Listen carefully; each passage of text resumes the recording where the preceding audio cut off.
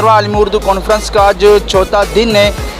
Arts council के अंदर इस कॉन्फ्रेंस के अंदर बैनुल-अक़वामी दुनिया से भी लोग शरीक है, पाकिस्तान से भी बड़े बड़े शख्सियात जो वो इसमें शरीक है, वो शायर हो, वो सहाफ़ी और मुख्तलिफ़ किस्म के जो शख्सियात है वो इस कॉन्फ्रेंस का हिस्सा है। इस वक्त हमारे साथ मौजूद है कैप्टन फ़रीद महसूद से बात करते हैं कॉन्फ्रेंस के हवाले से। सर बताइएगा, इस वक्त मुल्क के अंदर बिलखुसूस उर्दू का काफ़ी इन्हितात महसूस होता है कि मुल्क के जो सरकारी ऑफिस है वहाँ भी उर्दू कम बोली जाती है, हमारी जो एजुकेशन के डिपार्ट है वहाँ भी उर्दू कम तर बोली जाती है। तो इस कॉन्फ्रेंस के हवाले से कैसे देखते हो कि ये उर्दू का जो इन्हितात है वो दूर हो सकता है कि नहीं इस तरह कॉन्फ्रेंस? देखिए साहब, ज़िंदगी जो है ना वो ऐसे चलती है स्मार्टली।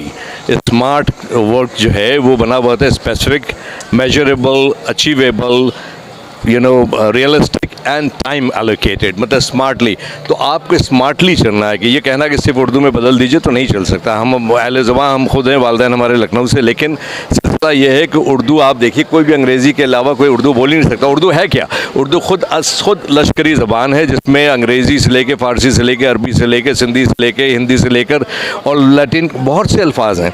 तो अगर आप ये कहते हैं कि उर्दू हो जाना चाहिए तो हिमाकत है, क्योंकि उर्दू इंटरनेशनली चल रही है। अगर ये लड़के आज जो बच्चे आप देख रहे हैं जिसके पास कम से कम पढ़ा लिखा आदमी भी स्मार्टफोन इस्तेमाल कर रहा है, अगर वो उर्दू में होती है तो कर चुका था काम। वो ABCD करके नंबर वगैरह 0-300 आप नंबर पूछिए। तो ज़रूर उर्दू को फ़रोग़ मिलना चाहिए, अदबी हवाले से मिलना चाहिए। उर्दू की अहमियत कम नहीं हो सकती, उर्दू को फ़रोग़ देना चाहिए, लेकिन साथ साथ आपको देखना चाहिए कि दुनिया के साथ चलना है। ईरान में फ़ारसी करके वो पीछे रह गए हैं काफ़ी। ठीक है साहब, ये बताइएगा, हमारी जो कौमी लिबास है शलवार कमीज़ है वो हम यूज़ नहीं कर सकते, हमारी कौमी ज़बान उर्दू है वो हम नहीं बोल सकते हैं। हम कौन सी ऐसी सकाफती चीज़ और कौन सा ज़बान हमको किसने कह दिया? देखिए जो इलीट क्लब्स हैं ना कराची के, अब तो 2 ही रह गए, बाकी तो सबको सत्यानाश हो गया।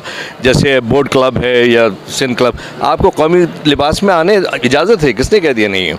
लेकिन सिलसिला ये कि आप अच्छे कपड़े पहनिए, तशरीफ़ लाइए, नीट स्मार्ट कैजुअल होना चाहिए। ये ऐसा नहीं है कि आप शलवार कमीज़ में आएंगे तो अलाउड नहीं है। शेरवानी पहन की बात किया जाए तो कौमी लिबास को अच्छी नज़र से नहीं देखा जाता। किसने कह दिया यार? आप तरीके से पहनिए। आप ये देखिए कि कायद-ए-आज़म ने क्या पहना था, ऐसी बात नहीं है, आप करीने से पहने ना। अब वो लड़कों ने, अब देखिए ये आपको पता है कि बहुत ही स्मार्टली ड्रेस्ड है। और ये ठीक है, कौमी लिबास क्या है, इंट्रोड्यूस भुट्टो साहब ने किया था, उन्होंने अपना ले लिया, लेकिन उसको काफ़ी आगे बढ़ा दिया हमें डिज़ाइनर्स ने। ठीक है, तो ये नहीं है पूरी दुनिया में पहनी जाती है, इज़्ज़त से पहना जाता है। और अगर आप करीने से पहने, अब उल्टे सीधे पहन लीजिएगा तो फिर उसकी इज़्ज़त नहीं रहती कि आप नहीं संभाल पाए। लेकिन करीने से पहनते तो फिर जगह नहीं होती, अगर उल्टा सीधा पहनोगे तो फिर लोग नहीं ऐसा नहीं है, वो आप गलत जगह की बातें कर रहे हैं। लेकिन अगर आप करीने से तमीज़दारी से कपड़े पहनिए तो माशाल्लाह बहुत सराहा आ जाता है, ऐसी बात है। सर आज जो 4 मतलब सिंधियों का जो आज एक कल्चर डे है उसके हवाले से क्या पैगाम? देखिए, कल्चर डे ज़रूर होना चाहिए, हर ज़बान का होना चाहिए, लेकिन थोड़ी अगेन मैंने वो आपसे स्मार्टली कहा था ना कि करें आप, कि आज इतना बड़ा कॉन्फ्रेंस का आखिरी दिन है, बड़े बड़े जय्यद लोग यहाँ मौजूद हैं।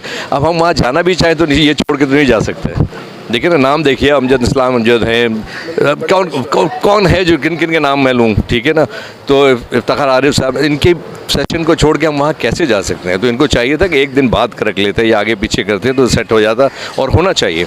अगर ये रात गए तक जारी रहेगा तो हम यहाँ से जाएंगे, और होना चाहिए। लेकिन यहाँ पे भी सिंधी का सेशन रखा है अमित शाह साहब ने, और बाकायदा उसको एक ही कहना चाहिए कि छत के नीचे सबको जमा करके बहुत फ़रोग़ दिया है उन्होंने, तो ऐसी बात नहीं। सर कौम के नाम कोई पैगाम? कौम के नाम पैगाम बस एक छोटा सा है जो हमें बचपन में सिखाया गया था कि दुआ देनी शुरू कर दें एक दूसरे को। और तो दुआ कौन सी है? दुआ है अस्सलाम वालेकुम व रहमतुल्लाहि व बरकातहू, यानी कि तुम पर रहमत हो, तो पहल करो। वो हमने देनी छोड़ दी तो देख लीजिए हाल किया। आप रास्ते चलते किसी को सलाम कीजिए तो वालेकुम सलाम कहता, फिर कहता है पहचाना नहीं आपको, मतलब सिर्फ पहचान की हो। तो ये सबसे बड़ी जो छोटी सी दुआ कीजिए, क्योंकि इसके बाद जो है वो आदाब मजलिस और नशिश तो ख़ास आती है, तो ये सारी चीज़ें उर्दू आपको सिखा देगी। जी बिल्कुल, थैंक यू। मैं इस वक्त आर्ट्स कौंसिल में मौजूद था, कैप्टन फ़रीद महसूद से हमने बात की। दीगर भी मेहमान उनसे ही बात करते हैं, हमारे साथ रहिए।